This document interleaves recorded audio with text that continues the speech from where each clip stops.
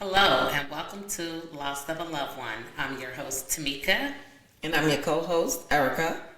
If you go back and listen to our first episode, Erica and I tell about how we met one another and why we decided to do this podcast. Today, we're going to talk about Erica's son, Jalen. Him and my son, Miko, share a common date, October the 1st, and Erica's going to tell us about her loss of Jalen.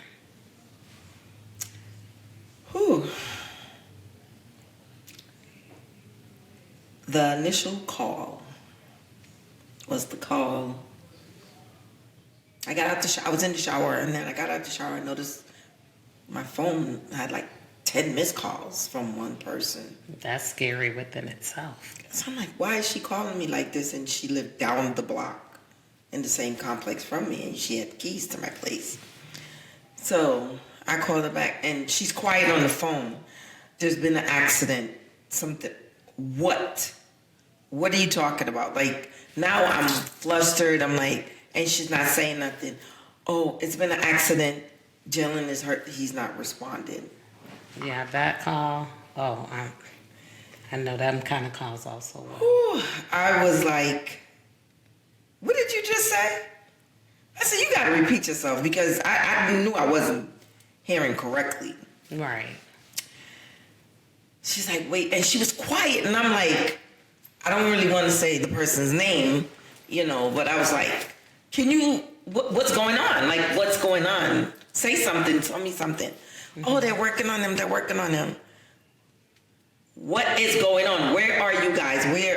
Tell me, talk to me. Right, it seems like everybody get dumbfounded. Yeah. Like, what is going on? Stop just sitting there. Then when she's like, okay, he got a pulse. Jalen got a pulse. So I was like, well, where are you going? They're taking him to Grady.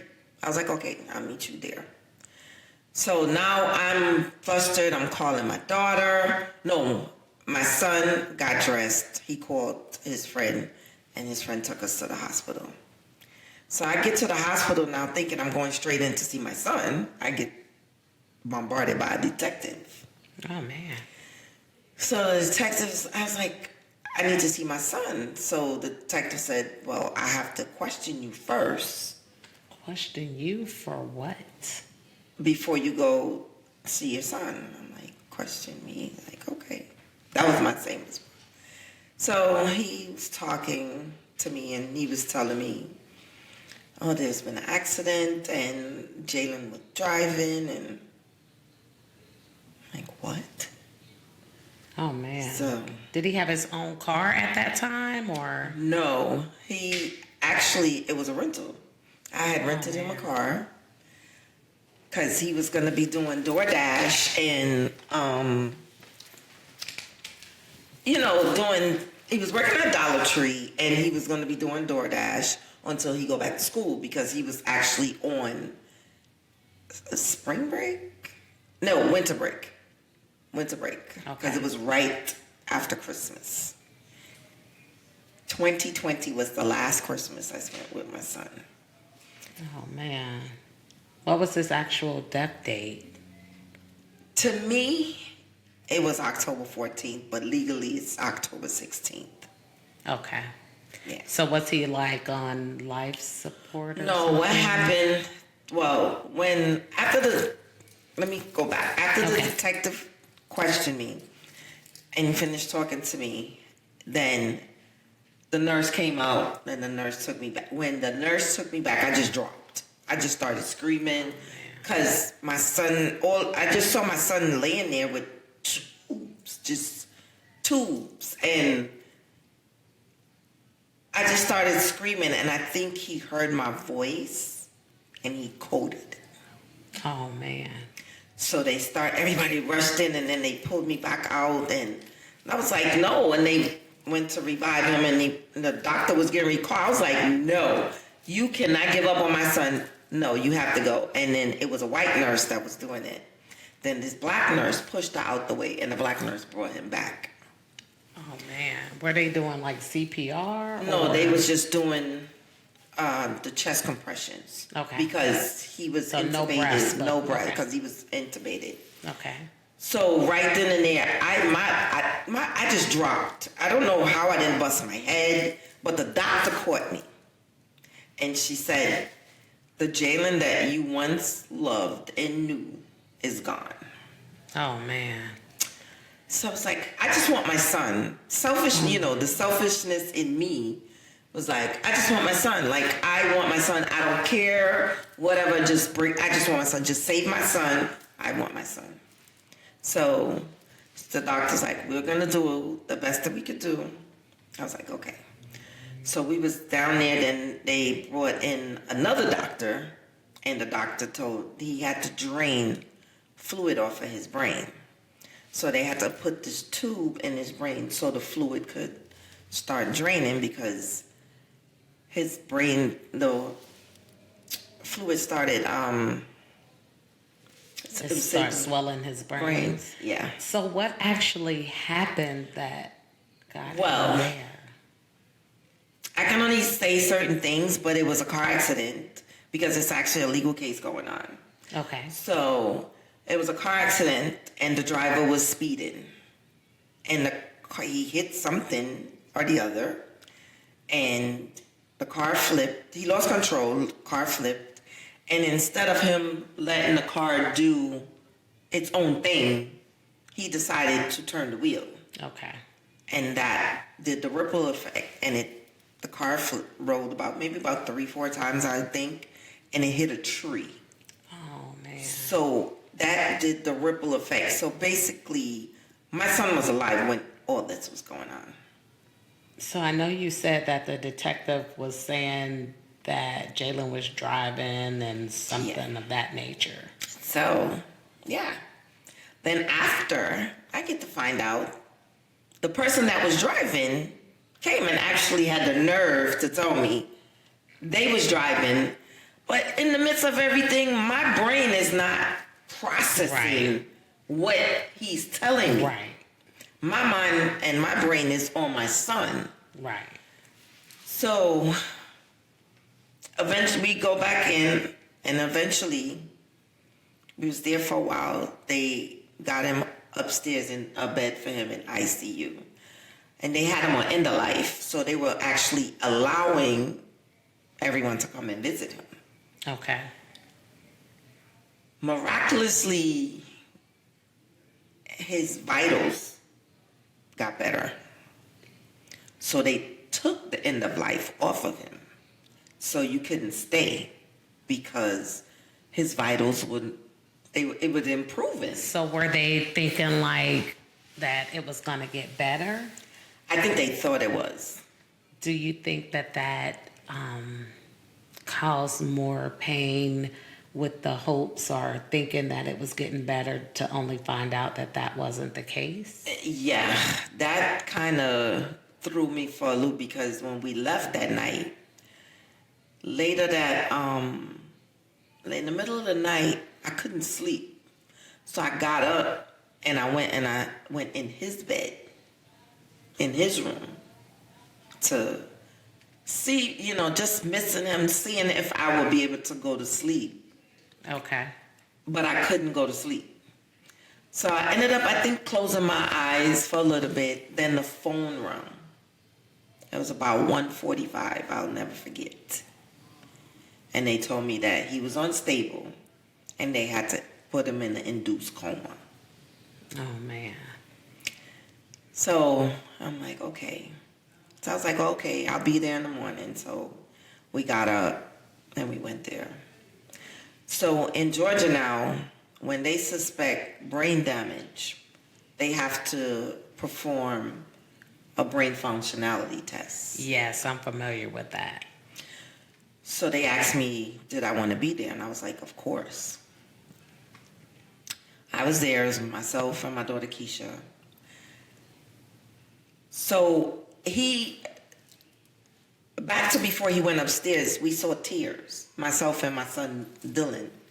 We were together, and we saw tears roll down his eyes. Oh, down the side of his face. Okay.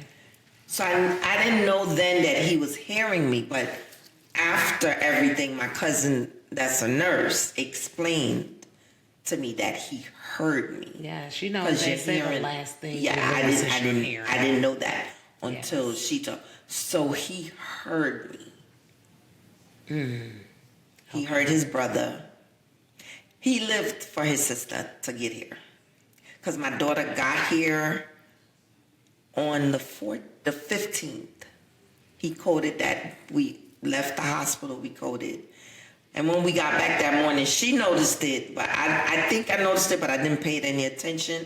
His eyes was just glassy. Okay. So you can actually see the inside of his eye. Yeah, his eyes was because like before she saw a tear as well. So he did 3 tears. A tear for me, and teared for Dylan, and teared for Keisha. It's so weird how different things happen. Like, I was telling you about our doorbell incident with the lost of D'Amico and the door code going off. Mm-hmm. One time my fire alarms went off in the house, and I'm like, okay, D'Amico, that is enough. Oh, yeah. Because nobody was there. Nothing was burning. My oldest son was upstairs sleeping, and we were about to go out of town. The fire alarms just start going off in the house. That's crazy. And after we left and had been gone maybe about an hour, my oldest son called and said they stopped going off. So it's so many different things. It's just crazy, and it's like so many different, like I struggle with waking up in the mornings. Like, it's a real struggle, because you know what? He was actually my alarm clock, because that boy was a early bird. Oh, I was like, you're your father's child, because God bless his dad. His father was an early bird too. I was like, you got that part you definitely didn't get from me. Yeah. Because I already struggled, but it's worse now. I have good moments where I get up and I'm okay. But then there's sometimes where it's like, okay, God, I need you. I got to get up. I got to go.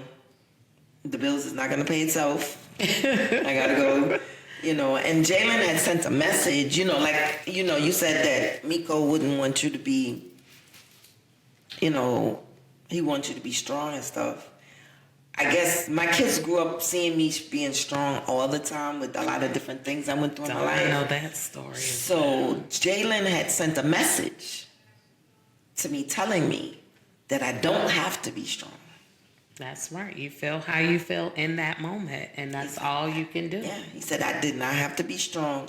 And one thing he did say to me, and I wasn't giving him the opportunity to take accountability. That's what he said with the message he sent. Let him take accountability for his actions. Yeah. What that meant, because he knew I told him not to let the boy drive the car. Oh, gotcha. And it's strange how they come back to you with different things that they want you to know.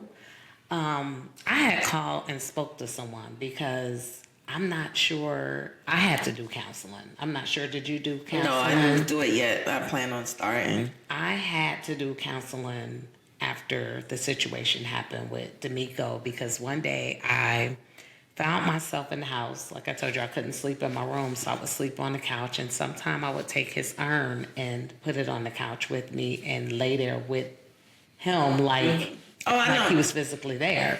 Mm-hmm. And one day I was just so upset, and I was like, I don't want to be here no more. Like, I don't want to live anymore. Mm-hmm. I'm ready to go be with my child. And, you try to be strong for your other children, because, of course, you love them just as much. But that pain is so bad until you're trying to find a way away from it. And I took and found myself trying to go find me some help, because I felt like I needed it. And I was in my car just screaming and crying, because I had went into a couple of places, and they were like, we can't take anybody else today, or, you know, the regular places like $350 for an hour and stuff like that. So the less costly places or the free places Right. were all crowded. It was all crowded. And I just found myself in a car just screaming and crying. And Oh, yeah. a man called me from Victims of a Crime. And he just talked to me because he had lost his child. And he was a volunteer.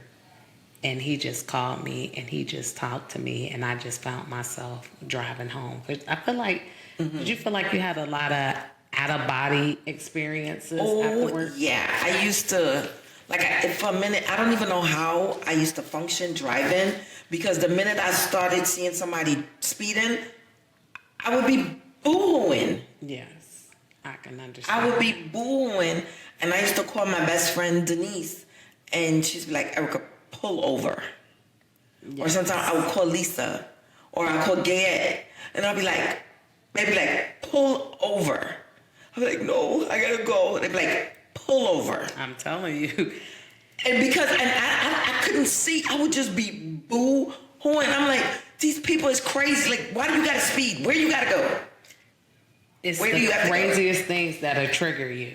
Like, I would see some of his friends and they'll be about his complexion, about his body frame, about his height. And it's like I'll freeze and I'll just be staring at him for a second. I have to like snap out of it like it's not him. And then my youngest son, he was coming up out of my basement one day and I seen him at the stairs. And he opened that door, and it's like I saw a ghost. Like, I couldn't stop staring at him because they favor each other. And it's like I saw Miko's face, but it was DeMarco. Piece of time I used to be calling Dylan Jalen. He'd be like, Mommy, I'm Jalen. I'm like, oh, I'm so sorry. Because I used to do it so often with them. I was like, I used to be like, y'all know who I'm talking to. Right. just you know. Just come here. You know? And even now, like, even before I lived by myself, like, it was like, after losing him, it was like this pain. I felt like there was this knot in my stomach that would not go away. When it was just there. And you know, when it actually really went away, was it this year? Oh, man. I think it was this year, April. It was April I went to New York, right? I went to church, my church. And my pastor, they always say, if you need some blessings, come up. And she helped, and the tears just came. And she knew. Because she knew. Need to do that. And she held me, and she held my stomach. And she said, Erica, let it go. I screamed. I don't know how. That's the first time I screamed and never got hoarse. I screamed on the floor. I was with Elder Gretchen. I always tell Elder Gretchen, I don't know how you held me. Yeah, sometimes this lady you have to release held that. me down, and she was holding me, and I was just, and that knot went away, and my pastor said to me, you needed that. Yeah. You needed that. Sometimes you gotta just go ahead and release it and let it go. When you hold on to that stuff, it can drive you into insanity or to your deathbed. I know that when I had spoke with someone about D'Amico's situation, and she had a gift, and she told me, he said he did that for his brother, and if he had it to do over again, he would do it again. Because that's the type of person he is. Because, like, I found out things about Jalen that I didn't know. Jalen was saving people's lives. Oh, man. And Jalen was 18 when he died. 18. And what year did he die in? 2021. He just turned 18 in 2020.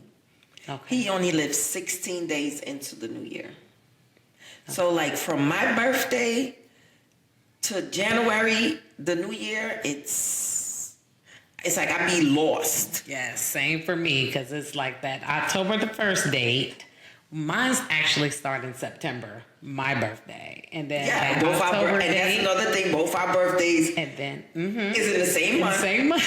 Our birthdays is 12 days apart. She's the 12th. I'm the 24th. And then their death date on October the 1st and the And birth if you date see on that October picture, the 1st. that was the scariest part. I was like, you sure that's your baby? Who's your baby daddy? I was like, who's your baby daddy? Because it's amazing that we're from totally two different worlds, two different cultures, and our kid, like, they Yes. favor. Like, who's your baby? You sure that's your baby? What's your baby daddy name? You know, because I've never met anybody that really favored him and that we have so much in common. Right. A lot. It's like a lot lives were meant to coincide with one another. Yeah. Even though it's because of the loss of our child. It's crazy. It's really And crazy. this is something that I think we are meant to do for so many other mothers who are having a hard time coping, are thinking the things that they're doing is crazy. Oh, you're not crazy. Right, not at all. We ask that you guys continue to log in and watch our episodes every Wednesday at 8:00 p.m. We ask that you guys like and subscribe us on all social media, Lost of a Loved One. We are here to listen to your stories. Our first season is about the loss of our children. However, we are planning to have other seasons with loss of parents, siblings, spouses. So just anyone, because a lost is a lost. That's right. Like they're all different. They're all different lost. I think like Jalen came along when I lost my mom. So like I didn't mourn my mom. I was pregnant with Jalen when I lost my mom. So I didn't mourn my mom for a year. To the following year after I had, then I really mourned my mother. But Jalen was there to help a lot. Right, because you had things to do. Yeah, he was a baby. You had a baby. Mm-hmm. So that helped a lot when my mom died. I had something to focus on that really took my attention. And that's another reason for doing these type of shows as well, is to keep our children, our loved one names alive. Yes, it's very important. They live through us, and we have to keep their names alive. So, like I said before, no matter what the reason is, no matter what happened, be proud of your loved one, share their story, and keep their name alive. And we hope you guys tune in to our next episode, A Loss of a Loved One. Thank you. Thank you.